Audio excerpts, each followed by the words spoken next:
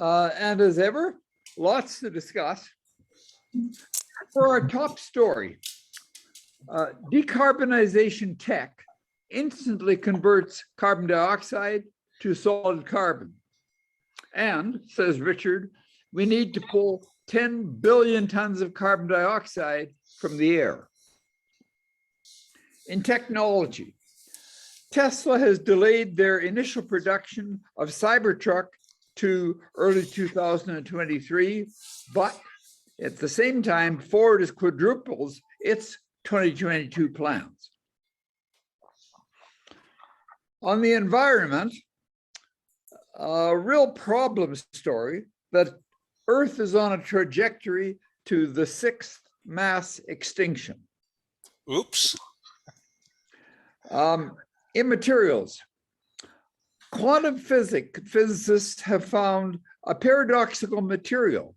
It's a mashup of 3 different phases at once. Apparently, very much uncharted territory. And in space, apparently even NASA is surprised by its new space telescope. In biology, scientists have discovered how to halt and control cellular death.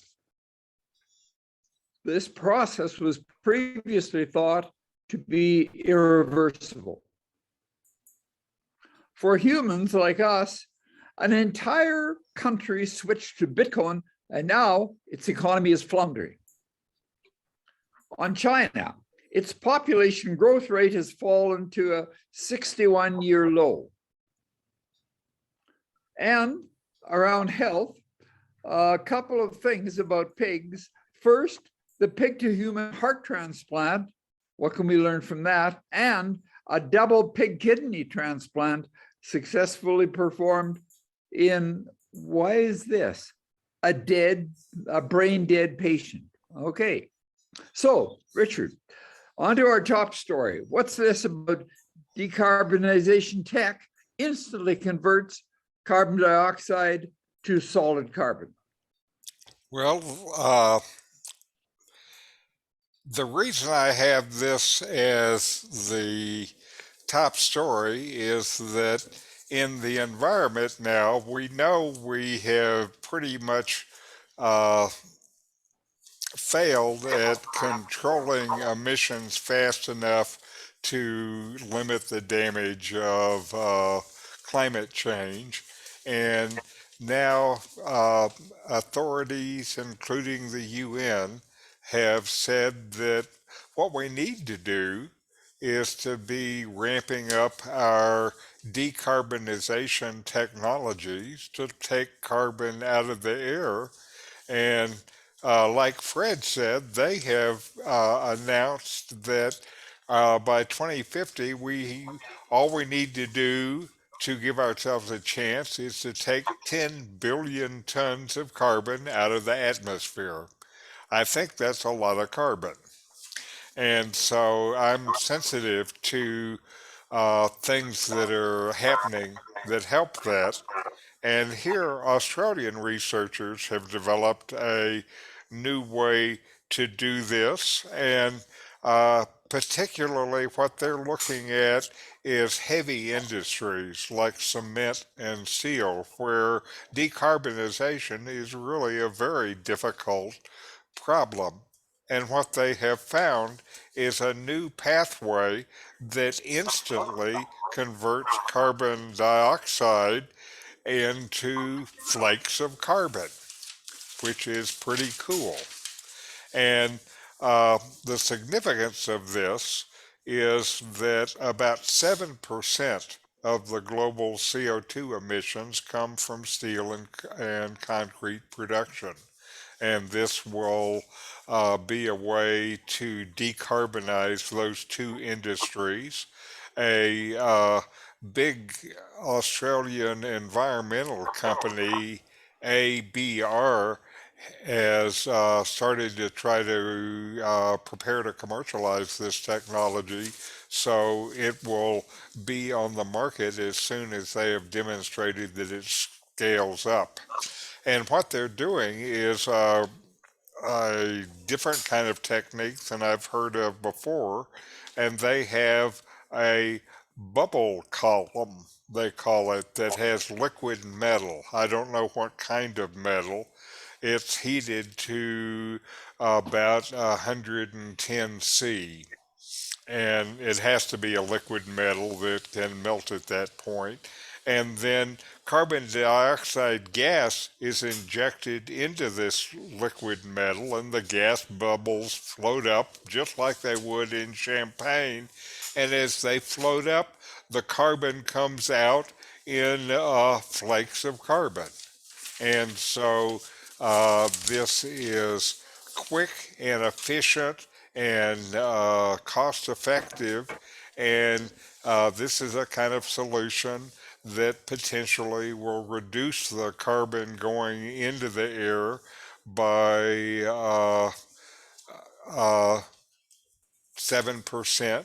And we're at the level where those 7% solutions matter to the health of the world. And this gets us on the way of removing the 10 billion tons of CO2 that we need to. Any thoughts? Do they have a use for this carbon that they remove? Uh, that's one of the things they're also working on simultaneously is to have develop more ways to use the carbon. Certainly, one of the things we know is that there are uses for carbon in microelectronics to make graphene from, but 10 billion tons of carbon makes a lot of graphene, so I think we need something else. Yeah, one of the things they don't say here is that or that it's a long way from commercialization, because they're using gallium as the liquid metal. And what they do is by bubbling CO2 through this gallium at 100 degrees Celsius, the oxygen leaves the carbon and attaches to the gallium. So you wind up with elemental carbon floating on the surface of this liquid metal. But the problem is that the oxygen combines with the gallium and forms gallium oxide, which is a very expensive process to remove the oxygen from the gallium. Currently, gallium comes as a byproduct of aluminum production and zinc production. And the current cost on the world market is $2,300 per kilogram for gallium. So to either recover or replace the gallium that's consumed in this process would cost an absolute fortune and is impossible. Right now, China produces 95% of the world's gallium, and it's considered a strategic metal because of its scarcity and the location of it. So it's an interesting process, but it's so far from commercialization that it's unlikely to have any contribution to the net zero 2050 pipe dream. I was wondering, what is the time frame? Is there anything in the article that says when this will make a difference? No, they don't. What they say in the article is they still have to scale it up. So it means they've done it in the lab, but they have not done it at the level where that is required for production. And like Andrew is saying, if they are depending on this an expensive and hard to get material as the metal to do it, that's going to limit its availability. I don't know if they're going to be able to find another approach. That's part of it. Is it's a whole new approach to the carbon sequestration, and maybe they'll get some other trick up their sleeve. I hadn't realized the metal was used, and I didn't see that in the article. So thank you, Andrew, for that. Thank you for pouring cold water on my enthusiasm yet again, Andrew. Sorry. Okay. Anything else? I'm going to tell those people that you're a closet liberal, Andrew, so you're going to start getting different email. Well, I guess that's the price I pay for listening to you guys. Okay, well, anyway, thank you. If we want to move on to electric vehicles, what's this about the delay of initial production at Tesla, and how about Ford moving up? Well, Tesla did a great job starting the EV revolution. Others had tried before and not succeeded. And as Norman will happily tell us, Tesla produced almost 1 million cars last year, which is great. The one area where Tesla has missed the boat so far is the pickup truck segment, which is a profitable segment, and it's hugely possible in America.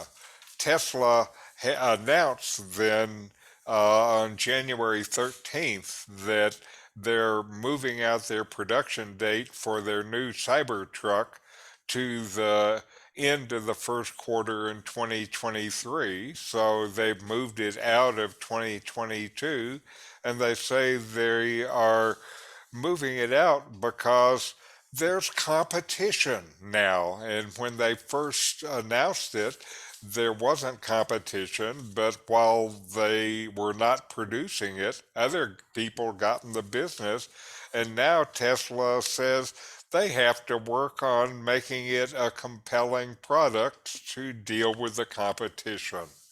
And so they're going to see that. And meanwhile, Ford, with its F-150 Lightning pickup, has actually doubled its production plans for 2022 twice. Initially, it was going to make about 300,000, then it was going to make about 700,000. Now it's, or 70,000, excuse me.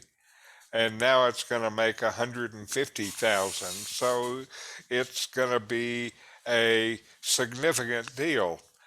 Tesla announced the Cybertruck in 2019, but taking 3 years to deliver the announced new product is not an effective way to do business, I think. It certainly got press attention, but the press attention also, I think, attracted the competitors that now it's got to figure out how to deal with.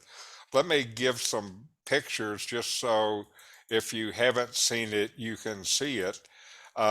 This is the Tesla Cybertruck, and you can see it really looks like this fantastic futurist thing.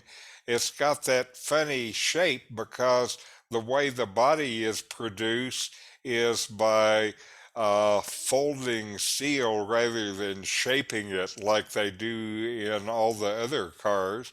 And it's made with steel that's thick enough that I think they claim that it's bulletproof.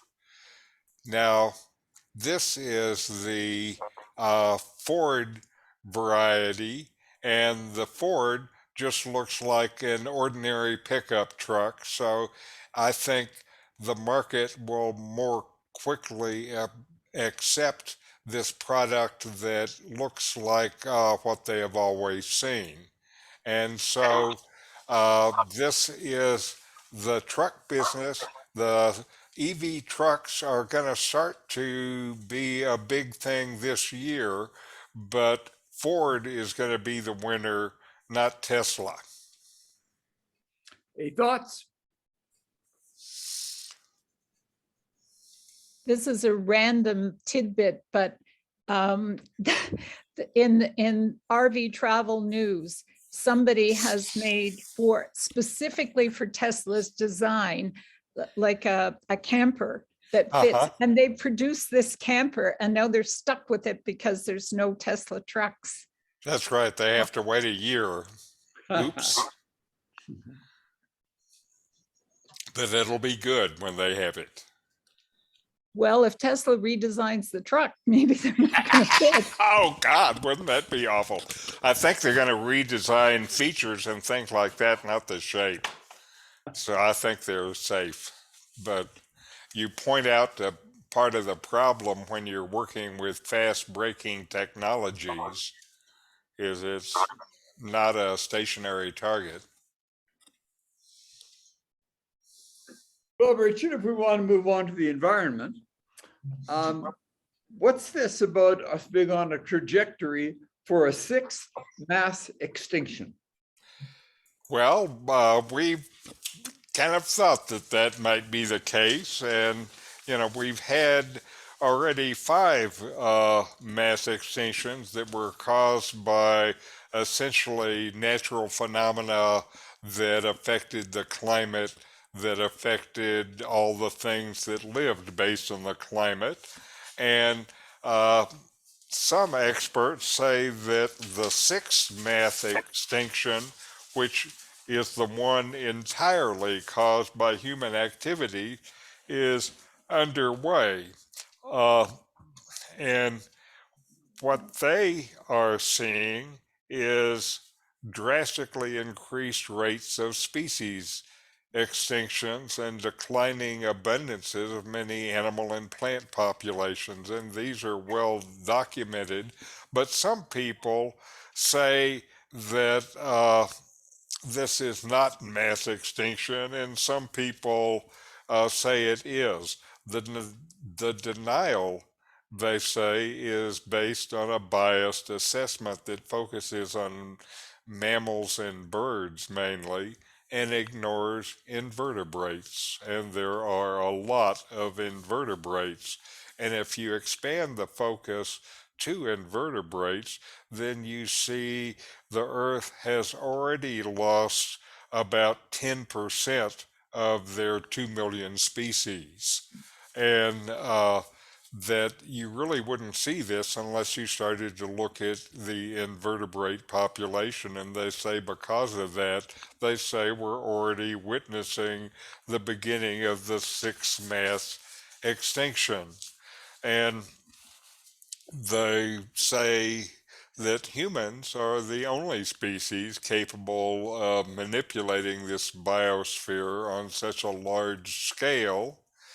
And, the conservation initiatives had tried to deal with extinction, but the successful ones have focused on big charismatic animals, and these initiatives can't deal with all species. So if you're not a big popular thing like panda bears, then it doesn't matter that you're extinct.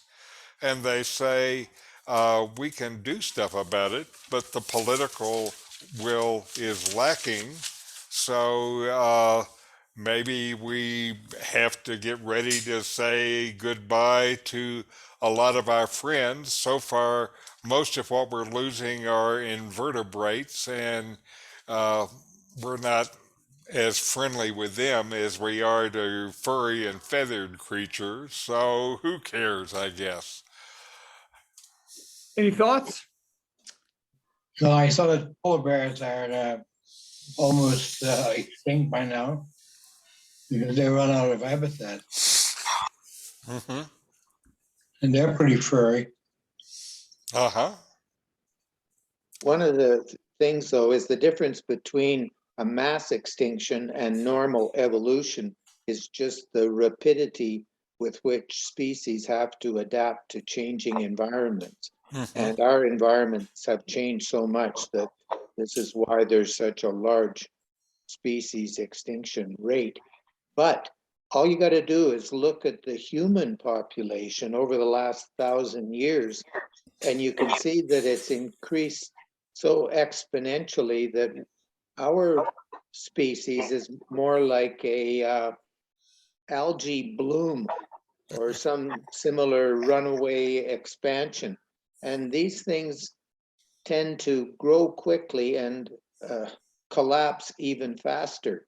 So what's more likely than a mass extinction would be a successful Mother Nature who deals with this 10 billion population that we're approaching.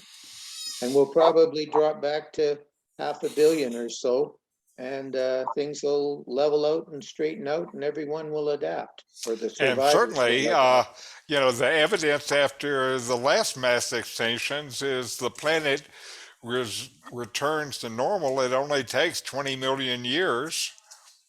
Yeah, so no worries. Well, Well, that's, Well, there's another factor, and that is for all the years we have been on Earth, there was no nuclear weapons and nuclear war. We could extinguish ourselves in a nuclear war, and only the cockroaches would survive that. okay, let's hear it for Ukraine. Maybe there's hope on the future. Richard, Well- it's not clear to me from some of the articles whether it's almost inevitable. Like, for example, if we keep the trajectory of climate down to 1.5 degrees, would that make any difference? Or is all of this inevitable?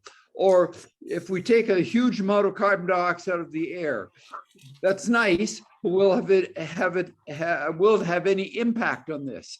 And I think it will. That's still what they're saying. Like Andrew was saying, a lot of the extinctions will come about because they have lost the environment that they use, that they depend on. Take, for example, trees. Trees can't migrate very fast because they are rooted to the ground. So their ability to deal with climate change is limited. They're saying already for Oregon in 30 or 40 years, you're going to lose the kind of forests you have in the coastal range of Oregon, and it's going to change to oak and different kind of trees altogether that are better able to live in that environment. So if we can do things that moderate the change, we can at least slow it down and give the organisms a better chance to adapt to it. And if we can do that, then more of them will survive. Comment about invertebrates. They're absolutely vital to the human population. Oh, yes. And Yes. because they're pollinators. There's a reason that beekeepers move their bees on flatbed trucks. You know, the almond growers rent the bees during the flowering season. So it could be lack of vertebrates is going to mean lack of food for people and a decrease in the human population. Mm-hmm.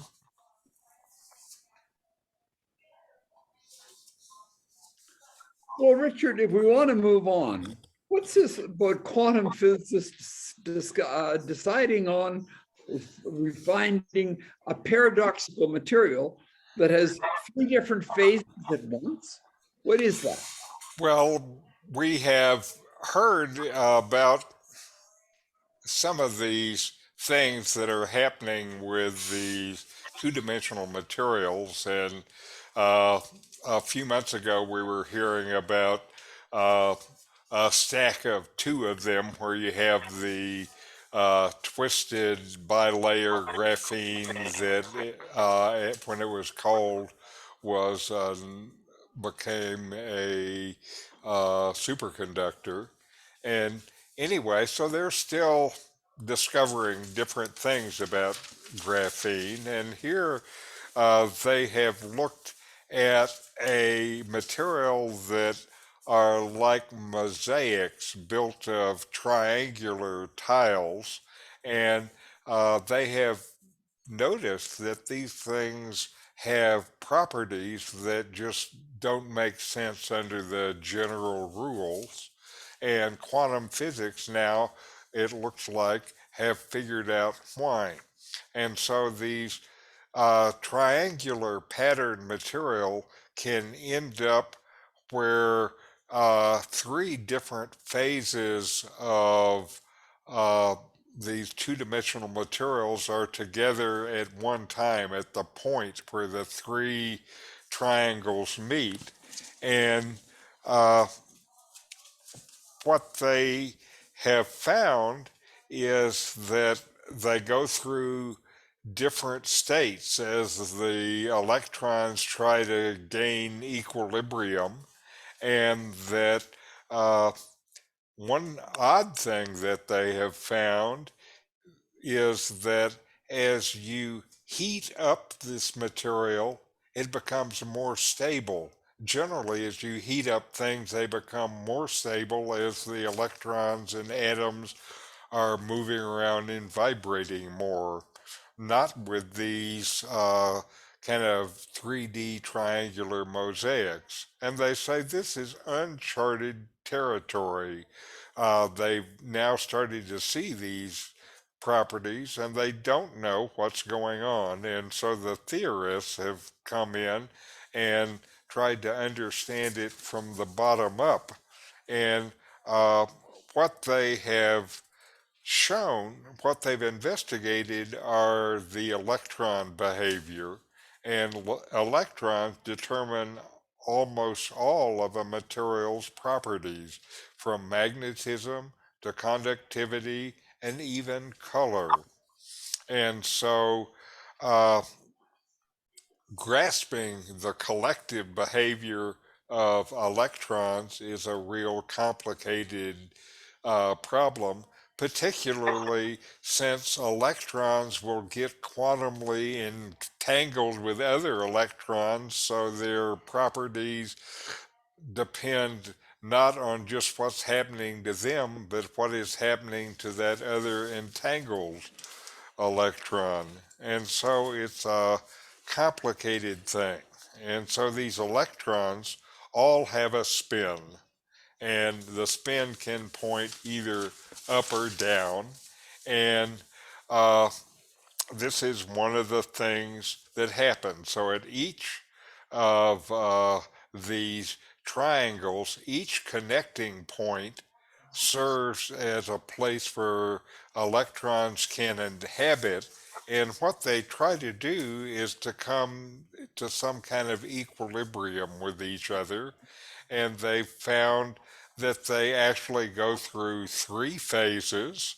The and in the first of these attempted orderings, the electrons uh, create alternating columns of electrons pointing either up or down. In the second phase, the electrons all tilted and are spread out with an angle of 120 degrees difference from each other. And in the third, the electrons align themselves like so their spin angles were either right-handed or left-handed, twisting and constantly fluctuating. And it's this state that is particularly interesting because they think somehow, and I don't understand how, that this state of matter will help them do error correction for quantum computers. And so let me show you just a picture of some of this. Okay, here we are. And so this is these three different phases. And in one phase, there they are, they're in columns. Some of them are pointing up and some of them are pointing down. In the second phase, they're oriented in angles relative to each other. And in the third phase, that looks like they're all trying to get away from each other. They're all pointed in other ways. And so it is particularly interesting that you can change the way they operate by the temperature. So that gives people a way to control this. And, once you start having natural phenomena that you know how to control, the next thing is some crazy technologist figures out how to make it do something useful and turns it into a product. And the thing that is exciting to the quantum physicists is that now they actually have methods where they can understand what's going on and make statements about these systems that have some clarity. And this has really changed in the last few years. Before, all of these problems had been considered too hard, but now they're not. And who knows what's going to come of this, but this is still another area where it seems to me every week they're still making some kind of fundamental discovery about these 2D materials. Any thoughts? Clarification, please, Richard. Yes, So this gets more stable as you warm it up, whereas most things get less stable. Is that correct? exactly, exactly. Yeah. Okay. And that's an example of that is boiling water. And before it comes to a boil, you see the water rolling in the pan. That's less stable. I prefer melting chocolate, actually. Okay, well, that's good. And if you get the chocolate cold, it becomes hard, and that's more stable until you put it in your mouth. Well, Richard, a new area of surprise. Now, why is NASA surprised by the new space telescope? Well, the short answer is they've been working on this thing for 25 years. And, the telescope is a lot bigger than the rocket, so they had to figure out how to make it so it unfolds itself like some high-tech piece of origami. And literally, there were hundreds of individual steps that were involved in this unfolding and deployment. And the people working at the control center have been working nonstop, pulling 12-hour shifts, doing all of the hundreds of little things that had to be done. And the thing about all of these hundreds of things is they were all this has to work kind of moments. And if they didn't work, then you're going to end up with a $10 billion hunk of garbage that we can't fix because we don't have any local mechanics. Maybe they could send some guy up into space and he could fix it. Otherwise, if any one of these hundreds of steps went wrong, it would just become a new piece of space junk. But the thing is, there are a lot of bad things that can happen. There's a lot of bad things that can happen, but those bad things haven't happened yet. And I believe now it's in the position of its final orbit, but there still are a few weeks before they've finished calibrating all the instruments and aligning the telescopes. Then it will be a few weeks after that before we see pictures, but we are in this final stage. All of the tricky stuff, they say, has happened, and now we just have to wait for the new pictures and see what wonderful things there are. Now, I did see a report that I have not confirmed anywhere, and so I think it must be a spoof. and it was saying that there's an unreported problem because one of these guys who's been working around the shift, around the clock for the last few months getting this deployed, had started sleeping in the office where they were working on it, and he had a cat there, and they said that there's cat hair on the mirrors and causing problems, and they don't know how to get the cat hair off. But I have checked for other reports, and I have read no more reports about cat hair on the Webb telescope.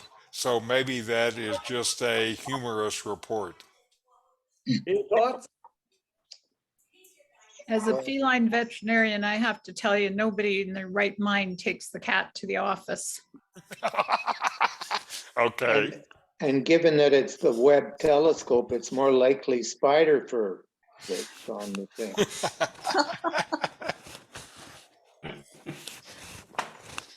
That's good. So anyway, this has still been, I am more excited about the web than I thought I was going to be, and I'm just waiting for the pictures. What do you think? What are you looking for on there?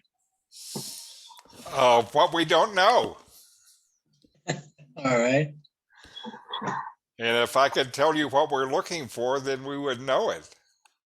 You know, again, they're going to be able, they think since the Big Bang, our universe is 13.8 million years old, and they're going to be able to look back, they say 13.5 billion years. Excuse me, I missed 3 orders of magnitude. So we're going to be able to look back fairly close to the beginning of the universe and fairly close to the time when suddenly there was light and gravity and all of these things, because the first few 100 million years there was not much going on. It doesn't look good for the religious business.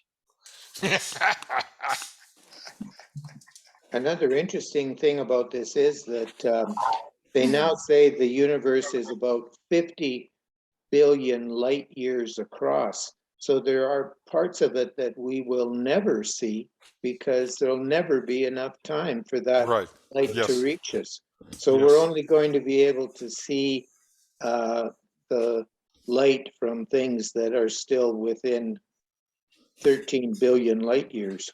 Right. The other thing is what we see is probably doesn't exist anymore because the time it takes for the light to get here. So Of we are course. seeing a picture past. Details, Johannes. Well, details are important, Richard. Sound like an engineer. Well, Richard, it gathers that one of the details is that all cells die. And so do we. And what's this about scientists discovering how to halt and defeat this cellular death? Well, this might be a big deal since cellular death and human death is related. And so what they have found is a new method for analyzing pyrotosis, which is a process of cell death that's usually caused by infection and results in excess inflammation in the body. And what they have found shows that that process, which has long been thought to be irreversible, can in fact be halted and controlled. And while they were on the way to doing this, they have also developed a new way to study cellular processes. What they did here is they used a protein, gasdermin, which is a protein that opens large pores in cell membranes, and they did genetic engineering to make a version of this protein that is what they call optogenetic. It responds to light. And because it responds to light, then they can shine light on it and see what it's doing, is the basic idea. And they were able to use this process to look closely at what is happening in the cells in this process and been able to find evidence that this kind of cell death is dynamically self-regulating, and it showed that this kind of cell death is not a one-way ticket, that the process is actually programmed with the equivalent of an on-off switch. And so now they say, now that we understand how to control this process, this has opened up new avenues for drug discovery. And so now we can find drugs to work on both sides of the process. It allows us to think about either boosting or limiting this kind of cell death in diseases, and it gives us whole new options about how to treat disease. And I would suggest beyond the treating disease, learning how these processes work in the cells are one of the kind of powerful steps that is happening in our ability to do genetic engineering. And I think this genetic engineering is one of the revolutions that is underway right now. Any thoughts?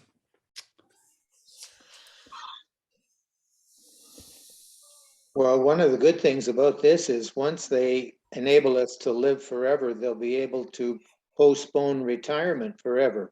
So we'll be able to slave away indefinitely at our various millstones or Well, grindstones. that's good. Well, I'm already getting Social Security, so it's okay with me if I live forever. You're already retired. Providing Social Security also. Well, that's right. That's right.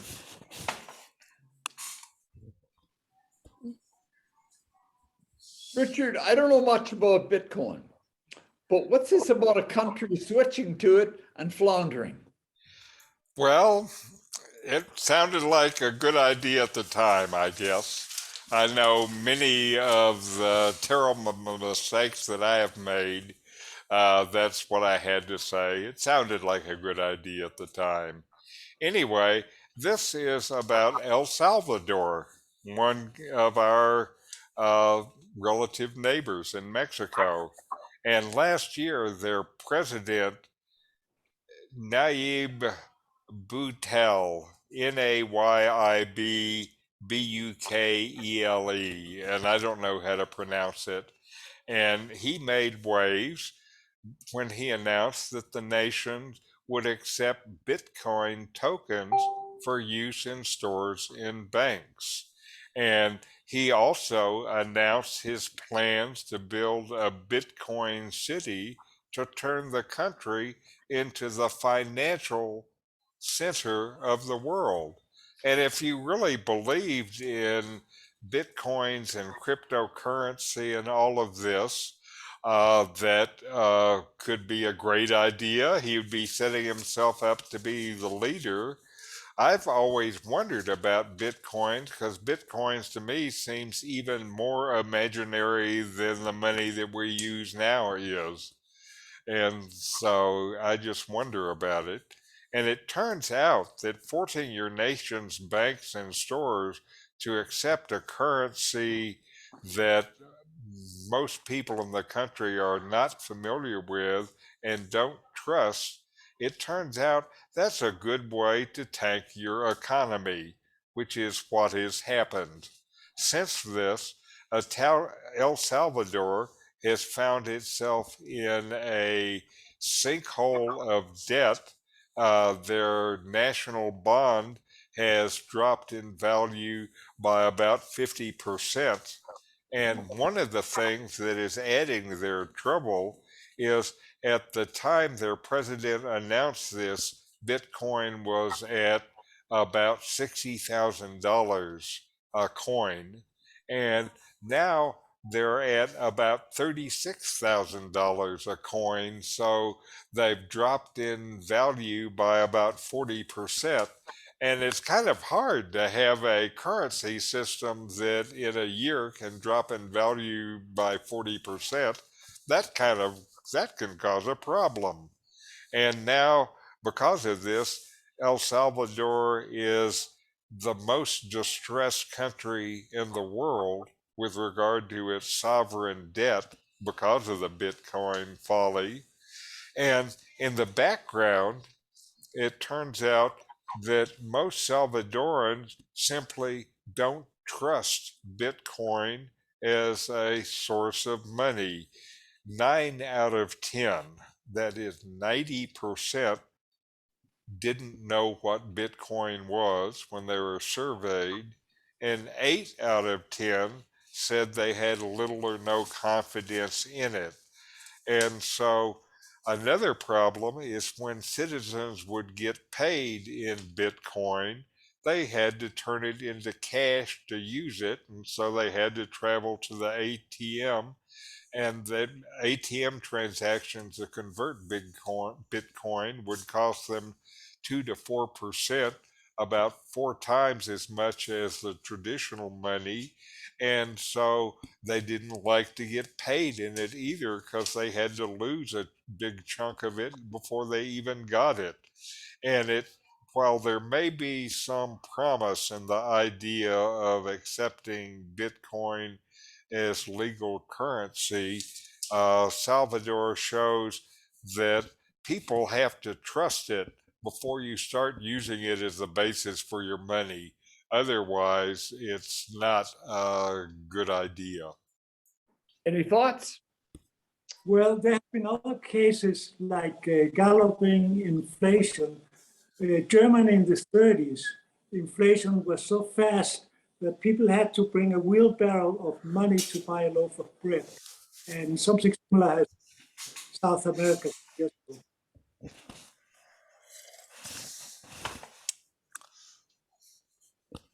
Well, we had the great tulip inflation. I guess that was in your part of the world where you're from, right, Your Highness? When was that? No, that was when I was, that's my country. Yeah, it's That's- Holland in the 1600s. Yes. So we've had examples of it before. Yeah. Hello, Heather. I see you.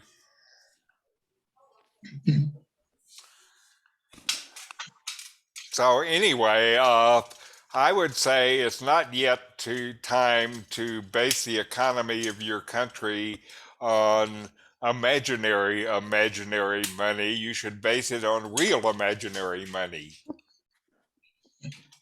And countries that have dollarized have done okay.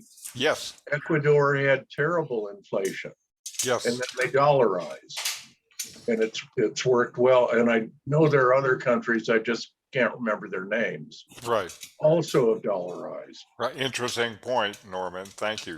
Yeah. I know Belize is a country that decided that 2 Belizean dollars is going to be 1 US dollar for all time. And that's the way you're locking your economy, your financial system anyway to the US, but it's helped them be stabilized, helped them stabilize their economy. But the whole area of money is getting set to be a lot more complicated, because besides these cryptocurrencies, now countries like China is working on an electronic currency, and China wants to get their electronic currency on the market and available before the US does, because they still want to do something to strengthen their currency and not be so dependent upon the dollar. Okay. One of the problems is these small countries, that what their foreign trade is usually done in dollars, so they have to convert their currency into dollars, and then the other little country that buys their stuff has to convert the dollars into a different local currency. Uh-huh. And the banks make money at every exchange. And Gee, the Chinese now are trying to popularize their renminbi as a international means of exchange, because so much of their trade is with countries in Africa or other parts of Asia, and they're trying to displace the dollar as the world currency, uh-huh. which like you say, is going to create all manner of interesting problems. Yes, it will. The Apparently, next, Not unprecedented. problem for China is that their growth rate has fallen to a, what is it, a 61-year low. Tell us about that. well, this is an alternate view about China. There's one view of China that says China is getting ready to surpass the U.S. as the #1 economy in the world, and that for sure is going to happen by 2030. There are other people saying, hold on, there are problems, and one of the problems is with the Chinese population mix and their birth rate. And this article speaks to that part of the problem. And so it turns out that China's population growth rate has fallen to its lowest level in 60 years, where births are last year barely outnumbering deaths. And this is despite major governmental efforts to increase population growth and to stave off this demographic crisis. The China's rate of growth is the lowest since 1960, and their birth rate was the lowest since 1949.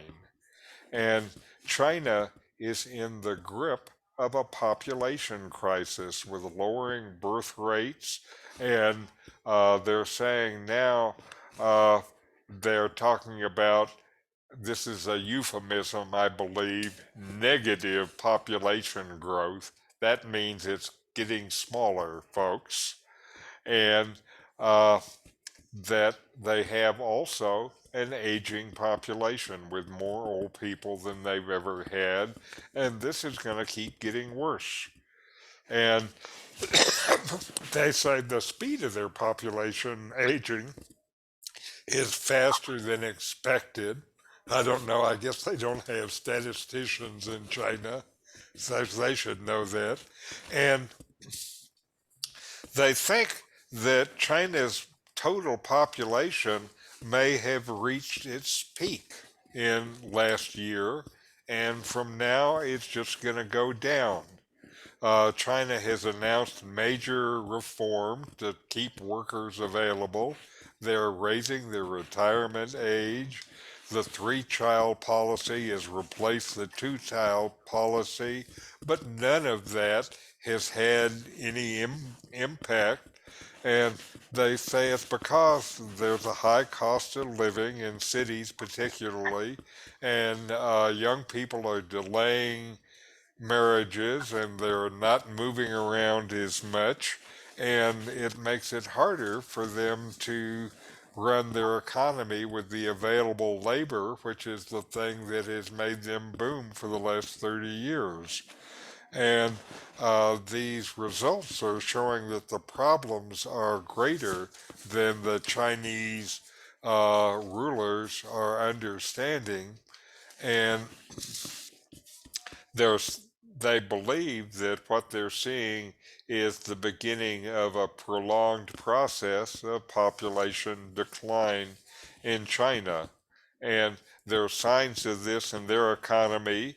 Their retail sales growth rate has been cut in half from the beginning of this year to the end of the year. Construction is slumped. Property sales were battered. And China is in lots of trouble. Now, The next thing that's going to happen to China that is a catastrophe is as the sea rises, one of the major industrial areas in China is built on reclaimed swamp. And it turns out reclaimed swamp is not a very good place to build when the water is rising. So that's going to have a big impact on China. And they also believe that global warming is going to reduce the productivity of China's biggest, most productive area of farmland. So the food they can produce is also going to decrease. And so these factors together, that is the declining population and the negative impacts of climate change, are going to knock China for a loop, and China's rosy future may not be so rosy after all. Any thoughts? Well, it's an aging demographic too, that's a big problem for them. Yes. Even if their population leveled off, it's getting older and they're having fewer workers and more old people that require support. Right. So it might be a good thing for workers because In terms of what Andrew said a while back, workers will become more valuable than capital. a little while ago, Andrew was talking about the problems with climate change and mass extinction relating to our population growth. And I think what this is suggesting is that we're damned if we do and damned if we don't. But if you really want to decrease population, you can't do it in any way that's satisfactory to what's going on in society. The declining population has huge problems as much as growing population. Is that true? At least a different set of problems. Yeah. And I don't think we're good at either set of problems. Now, the declining population is one of the things, if you look at demographic analysis, they say this is actually going to have a major impact in a lot of places. China is one. Japan, of course, is one. Germany is one. And that we're going to see significant declines in populations in a lot of the developed places in the world. And what they don't say in that same analysis is we're going to have big increases in population in the places that are less developed and poorer and less able to deal with the issues of all the people. Thank you, Richard, because Thomas Puyo just recently published, and it's all first world countries. The birth rate is down below replacement of the Yes. population. So, and as you said, it's third world countries where they're still producing more children. It Yep. seems to me the solution is also open the borders like United States, letting in more immigrants. I mean, so they have a way of fixing it if they can do it politically. Yes, that's been one of the things that I've thought is crazy about the anti-immigration sentiment in America. You know, I started working in the semiconductor industry in the 70s before this stuff all happened, and there was still a significant part of the workforce, especially the highly skilled technical workforce, that were immigrants. And I saw at that time that this immigrant skill and talent and willingness to work was already 50 years ago supporting the U.S. economy and its progress, and to somehow demonize those people who have helped lift us up is crazy.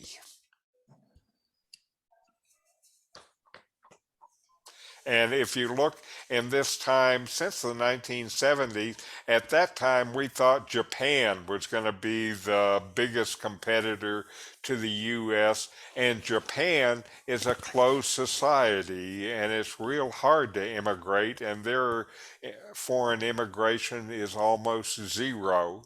And because of that, Japan hasn't had enough workers for 30 years, and their economy has declined since then.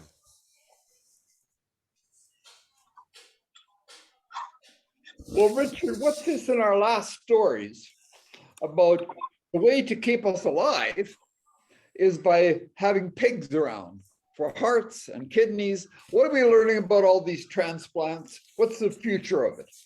Well, one of the futures of it, I would say, if you look in these articles about the pigs, there is one company, Revacor, in Virginia, that is owned by United Therapeutics, that is the source for both of these human pig to human transplants that are here, and they're presently the company that is leading in the technology. And I have two articles because they're so related. One of them is the first pig to human heart transplant, and this was a pig to a live human heart transplant. They found themselves a perfect subject, David Bennett, who had been on cardiac support for a couple of months and couldn't receive a mechanical heart pump because of irregular heartbeats. I don't know why he couldn't, but he also couldn't receive a human transplant because he had a history of not complying with his doctor's instructions, and somehow they don't want to waste a transplant on somebody who's not going to cooperate and take care of themselves. So he faced what was going to be certain death, and so that's a great guy to do experiment on. He's going to die anyway, so who cares? Anyway, so they implanted the genetically modified pig heart into him, and the surgery went well, and the heart function looks great. To be able to do it, they had to make a series of genetic changes into the pig structure, and they had to make 10 genetic modifications. 3 of them are to remove something that caused rejections in humans. 6 of them were done to enhance acceptance. And then there was another genetic modification to make it less sensitive to growth hormones, because, you know, pigs are a lot bigger than humans, and a typical pig weighs 400 pounds. And if you put a human size heart into the human from the pig, and if it grew to full size, like it was in the pig, uh, it would kill the person because it doesn't fit anymore. And so they stopped its sensitivity to growth hormones so the organs would not increase in size. So that's the kind of thing they did. This is still very early time. They haven't done any of the studies that they're going to need to do to get this approved. And it's hard still to do research here because they're researching with primates, particularly baboons, and every time they do a pig to baboon organ transplant, it costs about $500,000. So doing a lot of this is fairly expensive. They didn't say what this process would cost, and I assume that if it costs $500,000 to put the heart into the pig, it probably costs about that to put it into a human being. So it's an expensive process. It's going to be some time before this is ready for clinical use. It's going to be some time before other organs are available for clinical use. But they are onto a track that they believe is going to be productive. And it's interesting enough that there are other companies now that are engineering pigs for solid organ transplants. So we're going to see more pig to human transplant activity of other organs and things like this as we come in the future. So it's going to be a big deal in the portion of medicine that deals with people who are pretty much in a hopeless situation on an organ transplant list where they have to wait for years and who knows if they'll live long enough to get the organ. The other thing that happened also last week is science, they transplanted 2 kidneys from a GMOD pig into a human recipient, a brain dead human recipient.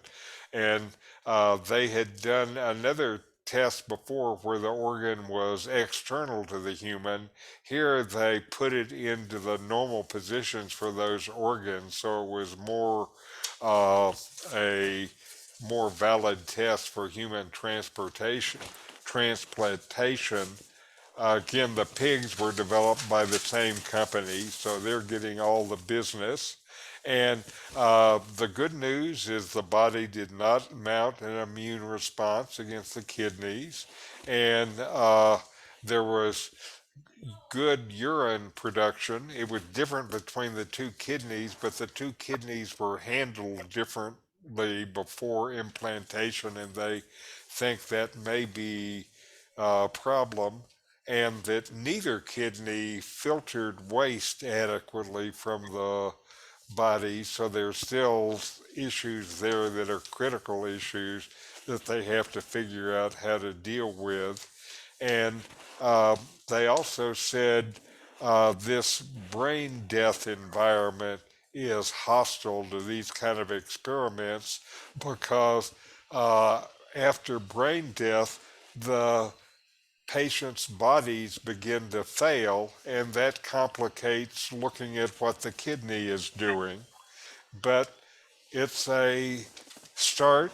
There are many people waiting for kidneys, and this might give them some kind of hope. It's still going to be long-term hope because after this operation, there are many questions that have to be answered, and it takes good science and apparently expensive science to get those answers.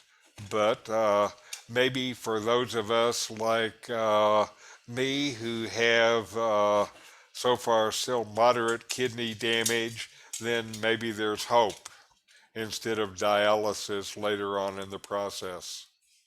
Any thoughts? Seems like a bit of a misallocation of scarce resources. And you wonder why we don't put our effort into improving many ordinary lives rather than postponing one death.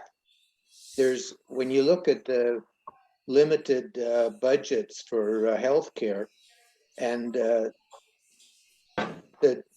poverty and lack of education and all these other things where you'd think the money would be better spent.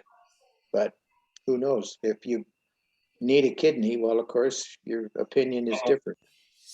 Well, I think there's also the bigger issue that it's not just kidneys. There's still a lot of other organs where transplants are needed and there's not enough available. Livers are one, but there's a better supply for liver because you can cut a slice of a liver off one person and it'll regenerate the whole liver, and another person. A bigger issue is lungs, and they're working on pig to human lung transplant. So far, those turn out to be trickier, and they have not had any success. And so there are other organs. I think, aren't they already using pig valves for hearts and pig corneas or something like that? So we're getting other benefits from parting out pigs. I have a pig valve right now. Okay, well, because of the donation of the pigs, Fred is with us today. And so I would say that's a pretty big benefit. Well, and maybe it'll get so cheap that it'll be just like laser surgery for your eyes. You know, I mean, at one time that was very, very expensive, and now it's very Right. doable. Right. And with the pig, the other parts that are not used for the transplant, you can make bacon. Yeah. Pigs don't have very good lawyers yet.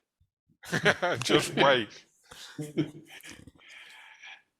Was there any talk about the religious problems that might come up with Jews or Muslims? So far, what I have heard is the Jews have figured out some clever way where it's okay to have pigs within you as long as you don't eat them.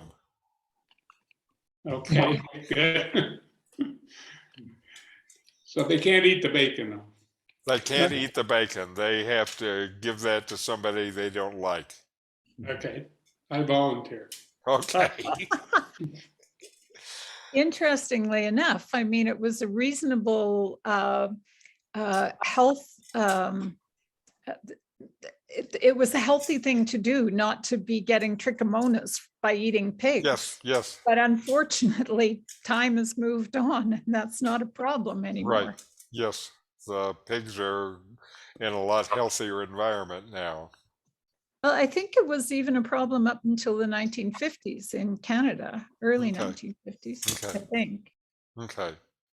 Yeah, what I had learned when I was starting to try to understand cooking and things like this was that our precaution with pork was really no longer necessary. But still, I don't know anybody who eats rare pork. And I've never heard of pork sushi. Ooh,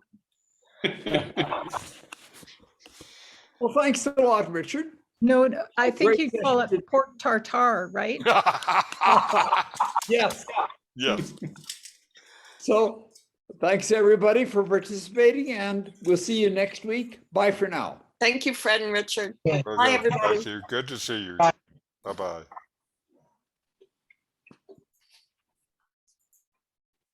I need to tell you that that's Daryl's background is probably a photograph that he took. Okay, thank you, Daryl. I didn't realize that. That's cool. Yeah, I took that about 2 years ago, right from Ahihic here. All right. Yeah. Well, thank you even more. I'll change it next week.